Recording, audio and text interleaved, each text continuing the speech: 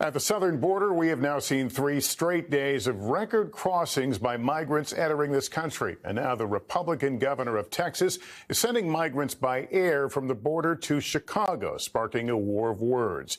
Here's Guad Venegas. Tonight, Texas Governor Greg Abbott releasing this video of state officials flying roughly 100 migrants from the Texas border to Chicago after Chicago officials started finding buses that made previous trips. Abbott writing, until Biden steps up to secure the border, we will continue to provide overwhelmed Texas border towns with much needed relief. Abbott blames Biden's border policies for the record numbers of migrants. Chicago's mayor firing back. They're just dropping all people anywhere. Do you understand how raggedy and how evil that is? Meanwhile, migrants are still arriving in Eagle Pass, Texas, with massive crowds in this field. Over 12,000 migrants per day crossing the border for 3 straight days now, the highest daily numbers ever recorded, 3 DHS officials tell NBC News.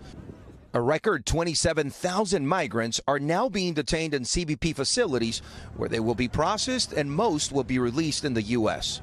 With Customs and Border Protection completely overwhelmed, thousands of migrants have to wait in this field, many sleeping overnight in these cold temperatures, which is creating a humanitarian crisis as large groups continue arriving from Mexico.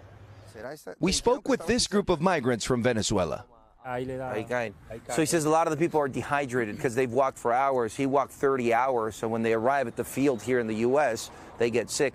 First response crews working nonstop to attend to the migrants in medical need, the ER receiving more than double the amount of patients they can handle. They are beyond their capability because that's not what they were set up to do. And Guad, President Biden had a phone call with Mexico's president today. Do we know what was said?